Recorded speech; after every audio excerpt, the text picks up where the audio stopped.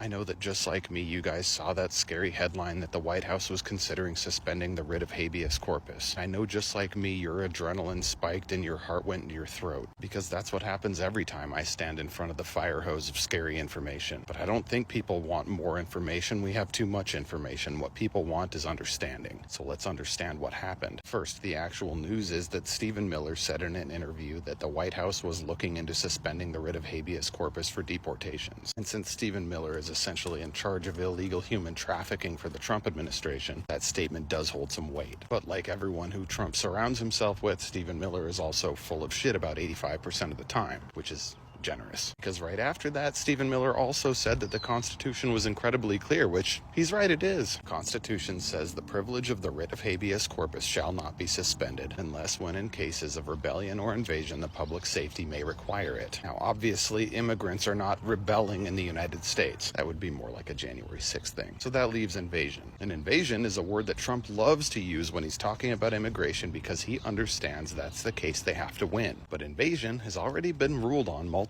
times, including very recently when Judge Rodriguez in Texas, a Trump-appointed judge, struck down the illegal deportation of Venezuelan immigrants because even if it were proven that those gang members were acting under the direction of the Venezuelan government, it still didn't meet the definition of invasion under the Alien Enemies Act. Very specifically, the judge said that an invasion involved the organized armed force entering into the United States to engage in conduct destructive of property and human life in a specific geographic area. Fact is, Stephen Miller is right. The Constitution is incredibly clear and federal judges agree. There is no case where the Trump administration can credibly claim that we are being invaded by foreign immigrants. And while I understand this unscary interpretation of what's happening won't get 5 million views, this is the interpretation that you deserve. He won in a landslide and now he's just fulfilling his campaign promises. I don't see what's wrong with that. Good Lord, you people are daft. Has it ever occurred to you that maybe he was lying to you about what he was capable of doing as president? Now that the checks are checking and the balances are balancing, are you looking to liberals to educate you on what you missed when you were eating boogers in Intro to Government? Of course not. You're just now poking your head up after spelunking for 10 years in the deepest caves of conspiracy delusion. Just long enough to tell us how furious you are that government is working exactly how you were told it should work, how it's supposed to work, and exactly how it must work. If your kids are going to have a snowball's chance in hell of escaping the shade of your branches of ignorance. The executive branch is no more powerful than the legislative or judicial, and it's supposed to be that way. And I'm sorry to hear that you're so surprised and confused by this, but please don't pretend that it wasn't Democrats